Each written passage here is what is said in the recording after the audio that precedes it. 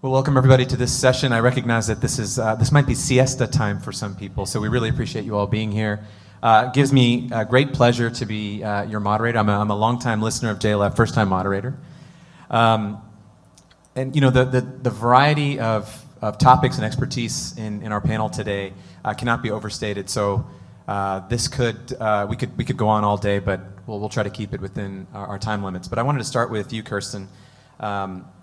You're the Director of Medical Humanities at Rice, and I wanted to, you know, just so we are all on the same page here, maybe you can just give us a definition. What really fits into this humanities definition in medicine? Like, what kind of mediums are we talking about? Cinema, poetry, novels? What gets in there, and what does it need to address to be sort of part of the conversation? Sure, thank you. Can you hear me? Yes. Okay, great. We teach a lot of students at Rice who are pre-med students, and so if they ask me this question, what I often say to them is, the things that you are learning in your pre-med science classes are teaching you all about what is going on inside the body, and what we address is everything that is going on outside of that body that informs how the person who is ill makes meaning of their experiences. So that could involve religion and spirituality, and then those could be religious texts, for example, but it could also be the way that you understand your experiences through poetry or literature, or the way that medical experiences are represented in media forms like television or film or even pharmaceutical advertisements that shape how we think, often on a kind of subtle level, to form ideas about what's supposed to happen when we say go to a hospital or something like that. History is an important part of it, as is philosophy and bioethics. So it's pretty broad and encompassing, and the key thing is it's about the lived experience of health and illness and how we make sense of it. Well, that therefore captures quite a bit of territory, and we have a renowned poet on the stage who has just released a book this year, which is untitled. I actually interpreted it as Silence or Nothingness, Fady. Perhaps you can kind of expand on the title of your book and sort of what it represents. Hi, thank you. Well, the book I put out in a time of genocide. As a Palestinian, the book was quickly put together in November and December last year. I have a lot of family in Gaza, and simply speaking, it was kind of a response to how attached to nomenclature we have become in general, and that it drives the way we think about things. I think it's a human phenomena that without a name, nothing is identifiable, but there is so much naming of things that the unspeakable crimes that humans are cruelly capable of committing against each other, now, before, and unfortunately after, somehow reach moments where all naming disappears. And I think, you know, just shifting a little bit into medicine, I would say that it happens that, you know, we would refer to patients or people with diagnoses all the time, and you know, sometimes the names of the diagnosis is the last thing of importance to the person, him or herself. But you know, but such is the age we live in. And I wanted to expand on that, which is, you know, pain is you know, one of the mediums that can be expressed, you know, in many ways, to physical pain that we see in the patients that we care about. But someone like you, whose very identity as a Palestinian American, it carries a certain weight. Perhaps you even feel a burden sometimes in being an American and not experiencing what family members are going through from your native country.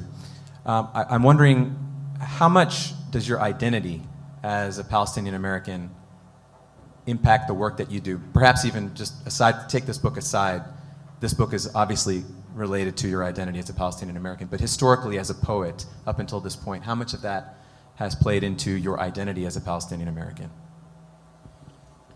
I don't know the percentage, but I mean, it plays somewhat in the sense that I grew up in a household where the narratives of my parents and also of my aunts and uncles and so forth were narratives of displaced or refugees, and so I tend to relate to the disenfranchised as a collective in any society with a particular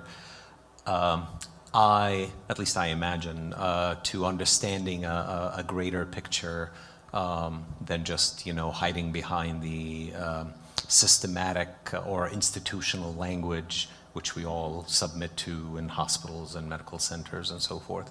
So I did work that drove me a few years back to do work with Doctors Without Borders, for example. As I'm sure with Ricardo's experience, it's also specific to the way it drives your different vision of practicing medicine through literature. Yeah, and Ricardo, I wanted to turn to you because sort of on that same topic, which is, and there's a saying that data doesn't move people, but stories do.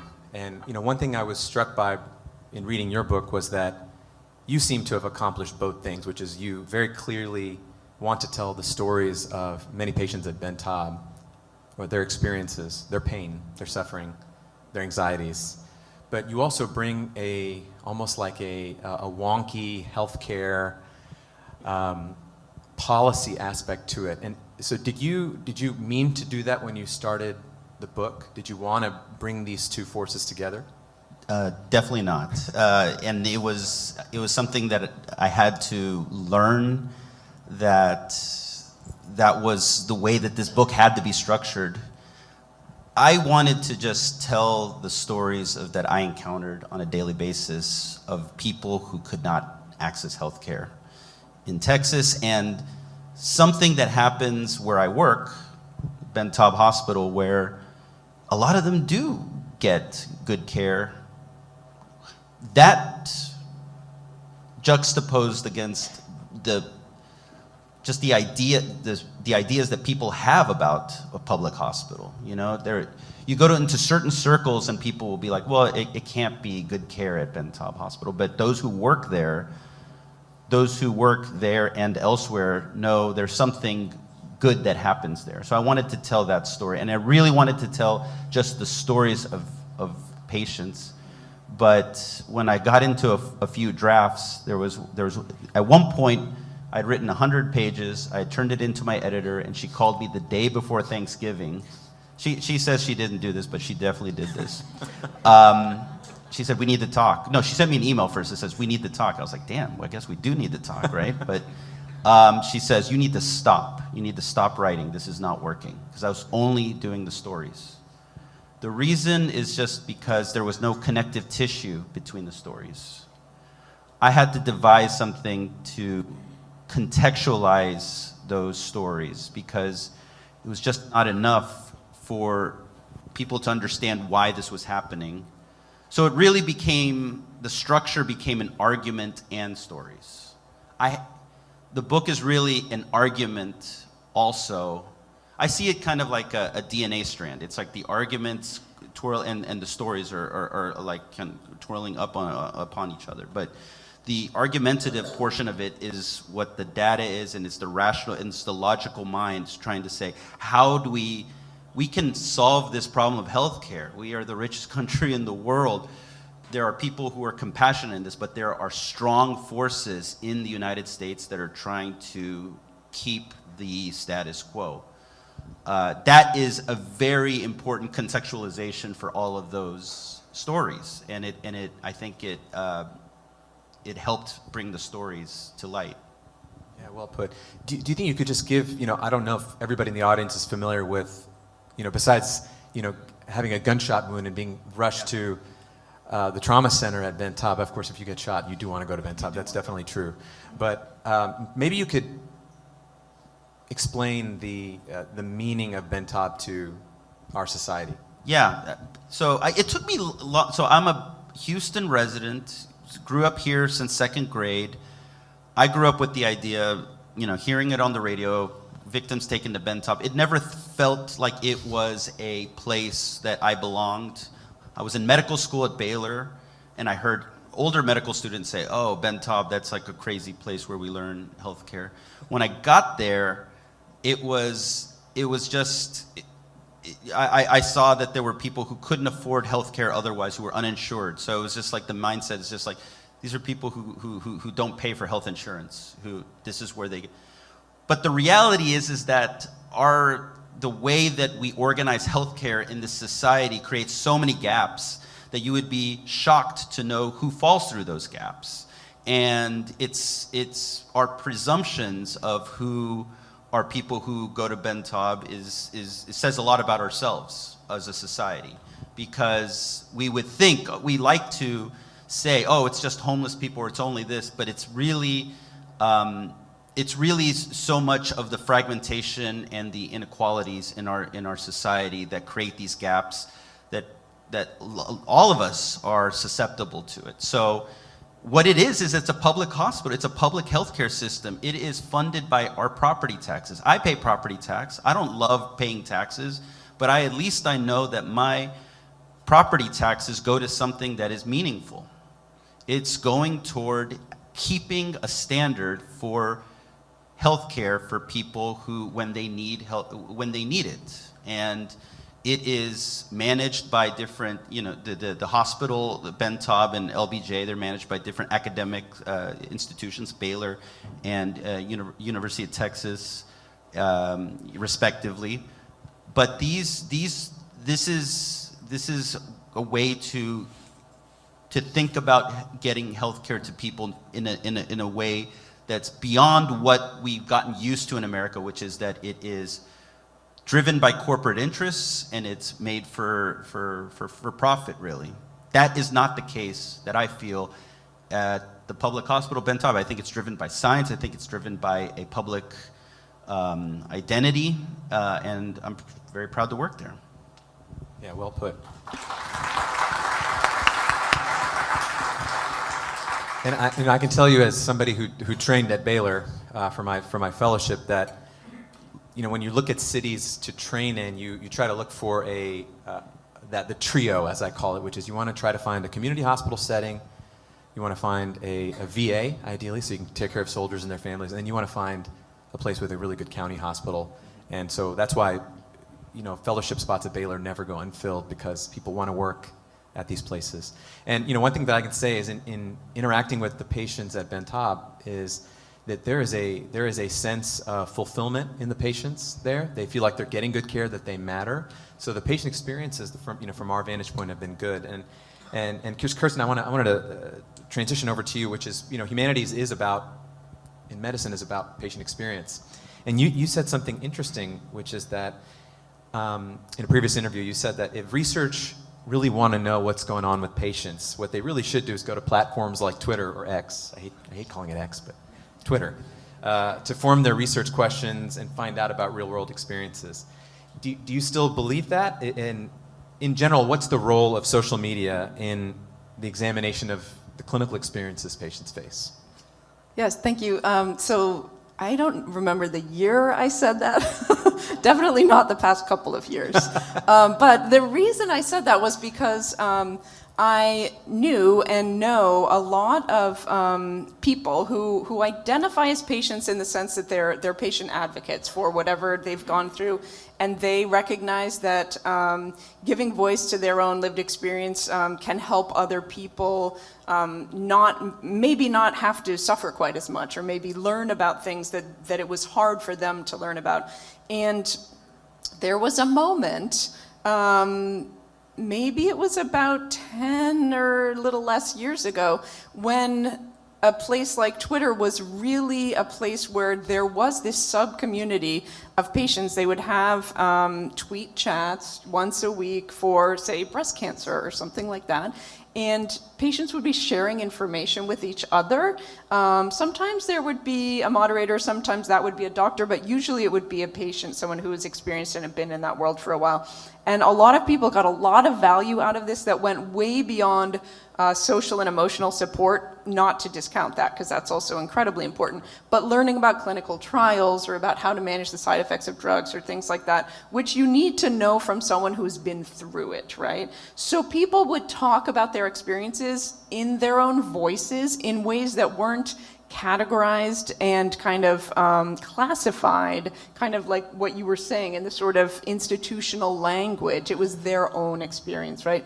So I mean, I think, of course, the best way to learn that would be to actually speak to a patient directly. But in a sense, if you kind of listen in on one of those chats at that time, you could get a really good sense very quickly of what are some of the key frustrations that people in that community were experiencing, not through the lens of what's an interesting biomedical clinical research question, but what is really important to patients that would make a huge difference in their lives.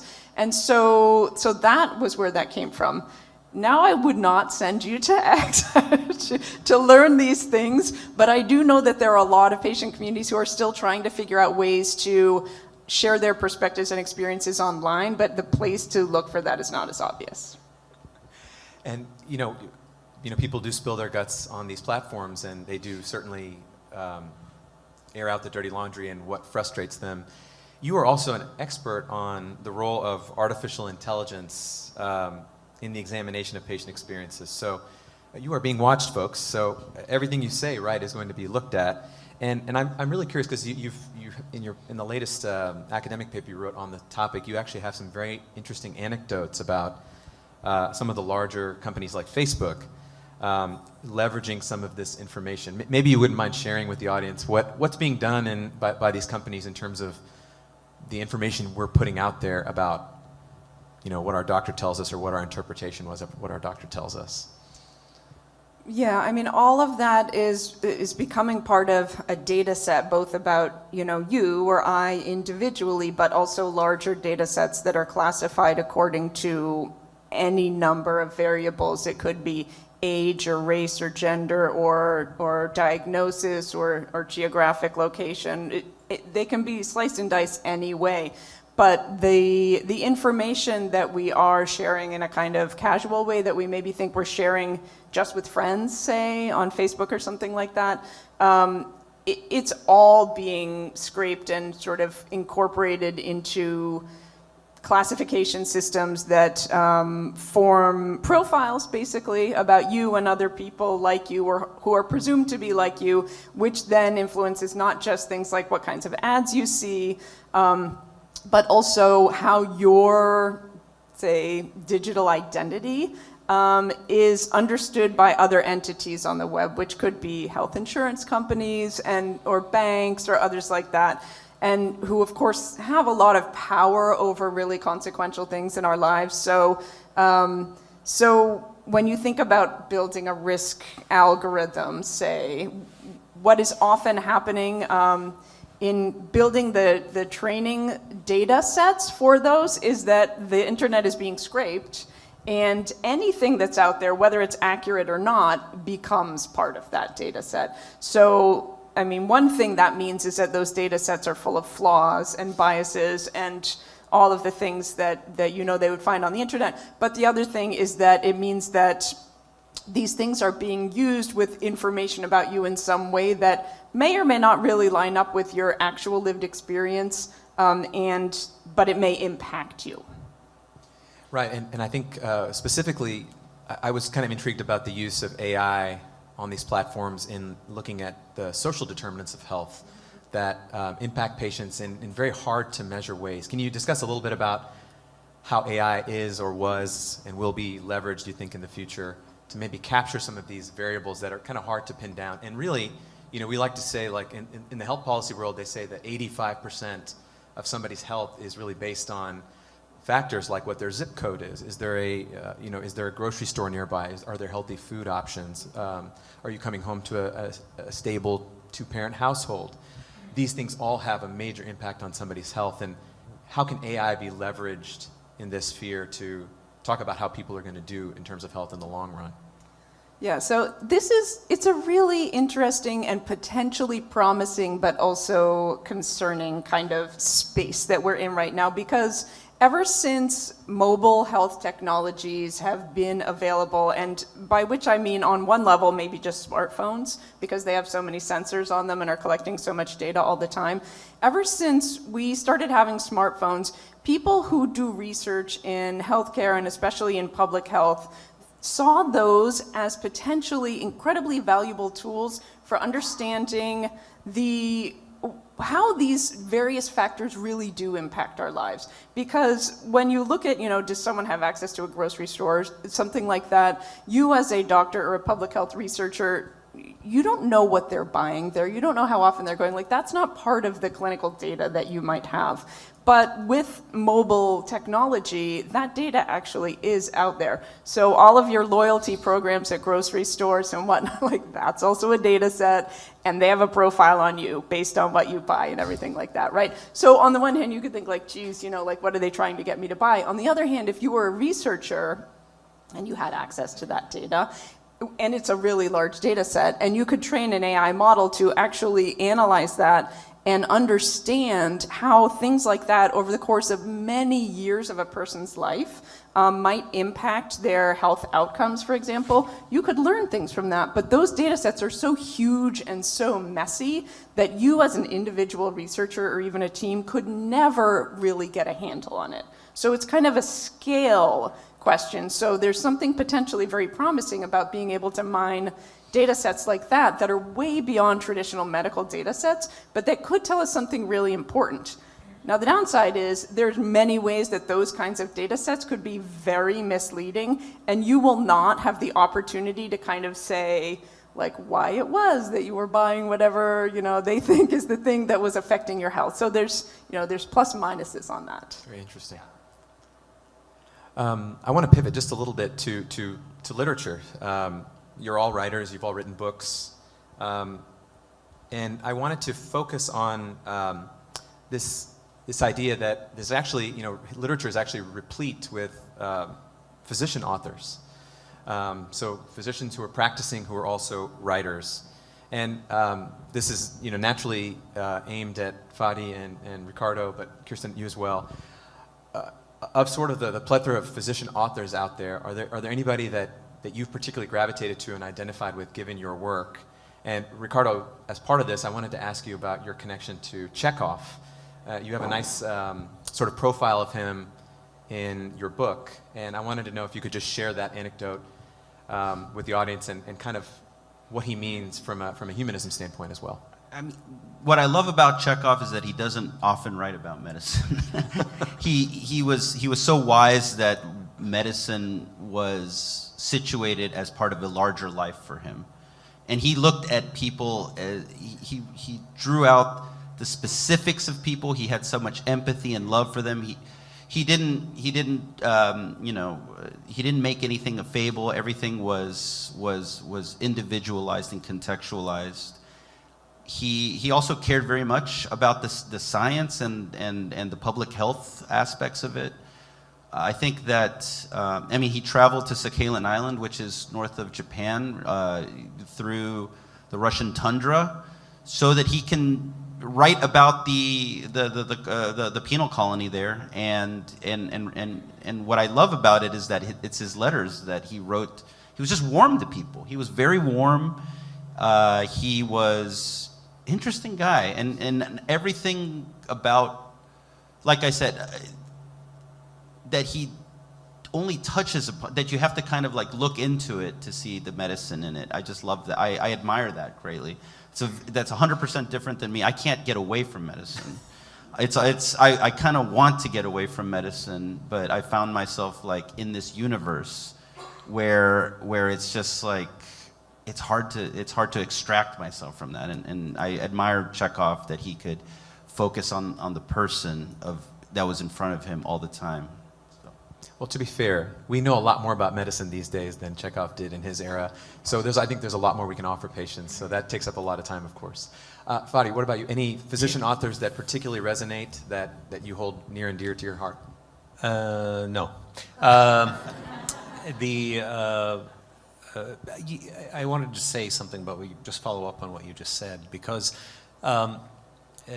we live in an age where the scientific language, accurately or otherwise, is part of the parlance. People walk around and say DNA, even if they don't know what a DNA looks like or what it is exactly, and they have certain ideas about medicine that I find the shift in using medical or scientific metaphor in literature today has increased quite a bit, and so I was interested at an earlier time when I started writing by the language of medicine or science, especially that in the modern Western world, it was steeped into Greek and Latin as a third language. So if you speak Spanish and English, or Arabic and English, or Hindi and English, or so forth, there's a third language if you are a physician, which is the language of science. And so it became, at least maybe in poetry, it's a little different to play with this than in prose. It became interesting to me to think of how do I use this as a way of like speaking a third language in the poetic form.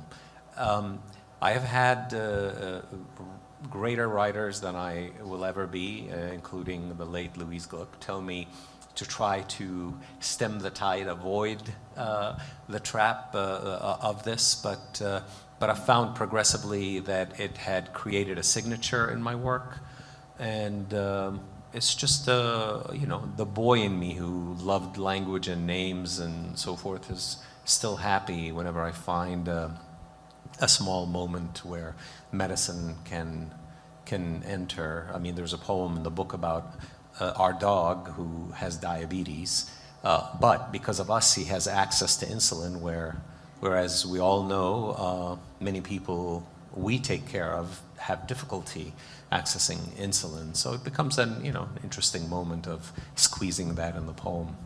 I love what Fady just said right there, because I think that there's something about learning, about working in medicine. I see medical school as learning the language of medicine, and then residency as like going to the country where you've like learned that language and then start practicing it.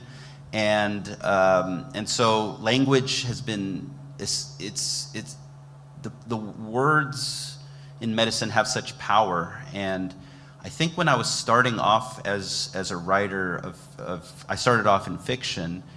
One of the things that I like to do is to wield that power, like to achieve an effect in the prose. And I enjoyed trying to anticipate what a reader might be like the words that might strike fear into a writer. For instance, like I wrote a story about a skydiver whose parachute doesn't work, and what happens medically after that when somebody hits the ground, and these words that come out.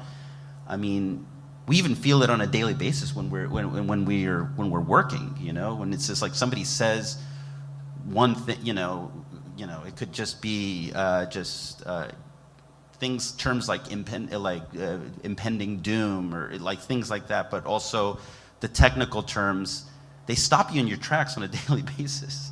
And so I think that part of literature is to kind of replicate that and to demonstrate that to an audience that doesn't have that, like, is able to touch that, and so that's why I feel I love that language, and I love that how Fady had said that about like just investigating that language and seeing the different sort of layers to that. And that's certainly something they try to teach you in medical school, as I'm sure you agree, which is to try not to overly medicalize your language with patients.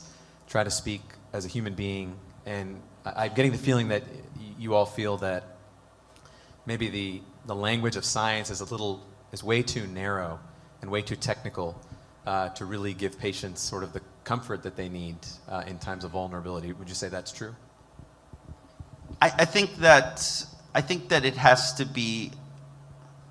Yeah, I do think that's true, but I also don't want to. I think that there's a role for it. It just has to be utilized in a way where you are thoughtful of that person, that you're empathetic, that you jump into that, you make the attempt to connect with that language, I think. Because the language is precise. It can be precise. And that precision is something that people need, depending on the situation. So I think that I think that if I hadn't found literature, I don't know if I would still be a doctor. I really don't. I think that the literature gives you so many different permutations and connections of language that allow me to connect with each person differently.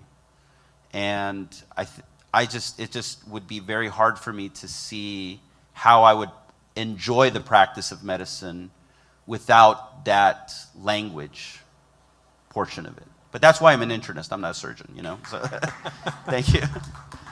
Kirsten, do you have something to add? Well, yeah, I was just thinking, one of the things about the language of science is that it can be so precise, and it can give you names for things. And I think especially in times of vulnerability, it's really helpful to name things. And sometimes that kind of clinical and scientific naming can be really powerful. But I think that one of the things that literature or a love of words that comes from poetry and from just the study of language brings is also a sensitivity to when that seeming precision actually is obscuring something. Because there are also many, many words in medicine that make it sound like you know exactly what it is and like it's just pure and objective and neutral, but in fact it's laden with all kinds of values and assumptions or ambiguity and uncertainty, and that's not always clear. And so I think there is a kind of appeal. Medicine is full of lots of really wonderful words for people who are into words, but it also is something that you need to know when to kind of wield that scientific form of language and connection, and when to wield the form of like human connection, which is pretty hard to get at through that kind of language. Yes, absolutely. Fantastic. I love it. I want to end on a question to Fady and then open it up to the group for a response, which, Fady, you said something in a recent interview which I thought was really poignant, and you mentioned that the responsibility of a poet, or perhaps an artist, is to give memory to those in the future about what it means to be human. And I want to know, is that for people that are in medicine and also in the humanities, sir, I wanted to ask you, is that what you're setting out to do? Ricardo, is that what you're setting out to do? Kirsten, is that what you're setting out to do? I don't know that it's a goal of mine, but maybe a compulsion, because of the experience of repeatedly witnessing what others, people who I encounter as patients, or their family members, or your colleagues at work, and that ultimately everybody makes sense of things in the end, at the end of whatever matter, back to how they understand them, being human. I don't think that we all, unfortunately, understand being human the same way. And we can talk a lot about empathy and good bedside manners and all this stuff, but I think it's quite a complicated story in actuality. And as my mentor told me once, in the end it's a two-way street. Patient and doctor, family and society and the institution of medicine and so forth. So I think it's a constant struggle to figure out what it means to be human, what it means to expose to ourselves the protean manifestations of being human. In a way, we're a little bit more humble about it. I wanted to say, maybe I'm not answering your question in the way that what you quoted suggested I would say. I don't know what that would be, but I feel like practicing medicine, for example, is one example of how the larger system sets the middle person, that is the physician or the healthcare worker, against the non-healthcare worker citizen, the patients and their families. And there is so much violence that happens in the interaction. We can talk about empathy and great stories and healing and so forth, but in the end, there are too many encounters on a daily basis where I feel as a physician, and I'm pretty sure I'm not alone, that I am doing someone else's bidding. And I'm somehow, something inside me, and it's not necessarily good bidding, but something inside me compels me to be a little bit more human, to try to solve the problem for a particular patient or family or colleague, nurse, or so forth. And of course, sometimes I fail miserably, and sometimes the finger is pointed at me accurately. Kirsten, Ricardo, anything to add? I think that one of the things that people working in the field of medical humanities can bring to medicine is a certain kind of inside-outside perspective, right? So I think that the more that you really are up close to and understand the field of medicine, the more insight you can have. But at the same time, looking at it from the outside, I think one of the great contributions that is potential is to help people understand what's really happening and why, like see the now through clearer lenses in order to be able to understand ways to change it in the future. I loved everything that was said here, and I'm thinking about it still. Medicine is, to me, is like inherently social. It's very much about two people or two or more people coming together to try to solve a problem that is usually contained within the body or the mind, and that person has come for that aid, and so it's inherently social to me. And language is just the DNA. Sorry that I use DNA, but of society. It's just the way that we are. It's the fundament that how we interact. So in terms of writing and letters, I do believe that it's the most important thing for us to have to express what is the lived moment right now for people in the future to understand. Now, yeah, it's an attempt. I don't know, most books are going to disappear, unfortunately. That's just, but that doesn't mean that the people, we are working collectively, and there are people whose words will supersede, and they are not built just as individuals. They are built because many of us have taken the task of trying to express this moment, right? It's this guise that we have that this is a purely individualistic world that we live in. I rebel against it. I don't like that idea. So I like to be a part of it. I like to contribute to it. I think it's for me, it's necessary to contribute to it. So I think that's what I'm trying to do, is trying to help somewhere for this expression of this moment, so that we can, continue to have these, ideas and values as for what it means to be human. That's beautiful. I want to thank the panel for their participation and open up some questions for the audience in our remaining time. We've got some time. 5 minutes, I think. Sir. They're coming down.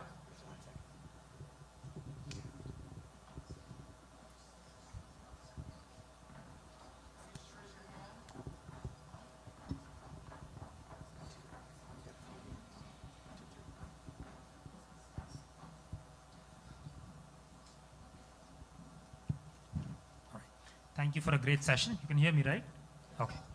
So my question is just a larger point on morality in general. You guys mentioned about literature, my thoughts went back to someone like a Paul Kalanithi or an Atul Gawande, who've written about morality amongst other things, of course, Chekhov, Tolstoy. So I was wondering, for each one of you, what's your relation to morality in general, and has that changed as you read more literature, as you read more medicine, as you practice more medicine, and how do you view yourself in the face of your morality?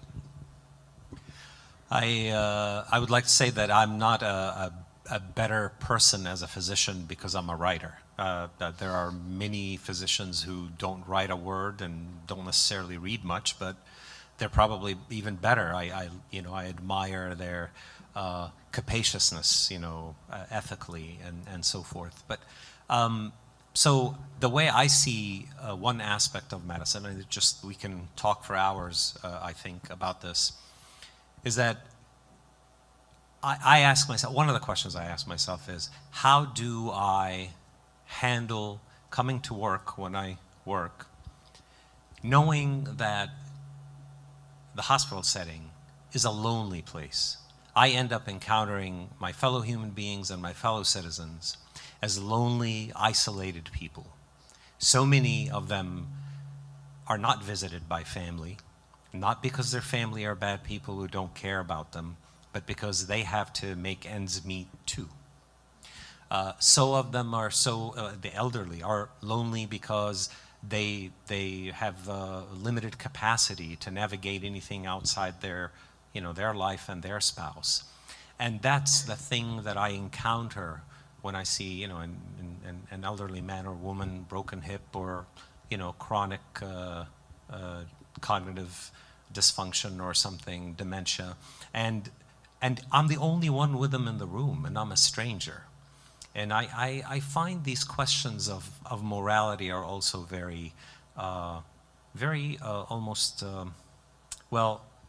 they have no answer to them. And I would also add that I also face the question of what it means to live in a society and speak about dying, since you mentioned Atul Gawande, and that it not be some kind of a terrible thing. Like, it is okay to die. I think for me, the question is how to ensure that the students I teach in particular get it ingrained in them that they should always be asking questions about ethics and morality, not necessarily or only their own, but that they should become attuned to the reality that every situation that they find themselves in their future as health professionals will have a really complex set of relationships going on, and that morality is never just kind of binary, and that understanding the people who are involved and understanding that where they come from really matters, whether that's sort of their national identity or their language or other aspects of their culture. It's the questioning, I think, that is the most important part, and the awareness that that is always something that is going to shape decisions they make, even if they think they're making them on the basis of purely scientific reasoning. I think about morality a lot, actually, and I do take from literature. It helps me with my perception of morality. I agree that that doesn't mean that if anybody takes literature, it helps them be more moral. But I feel like it is a signpost for me, because I feel like that one of the hardest things to manifest in this society is bravery, little bits of bravery, because things are mechanized and organized in such a way where if you try to go against, it's easier to go with the current when you can encounter somebody in a situation, a patient, where it's just like they need something that's counter current at that moment. So I need that. I need something. I need a little voice there. I need something to tell me, like, no, you need to, and I have failures too, but I need a voice to tell me about those failures too, so that I can try to manifest those daily braveries. And I have to look to something, and I feel like literature helps me with that. Fantastic question. Unfortunately, it looks like we are out of time, but so I'm sorry if we didn't answer a few questions out there, but please do find us after the session. Thanks again to our panel for being here. It was a pleasure to be with you. I hope you all hang around. Enjoyed it.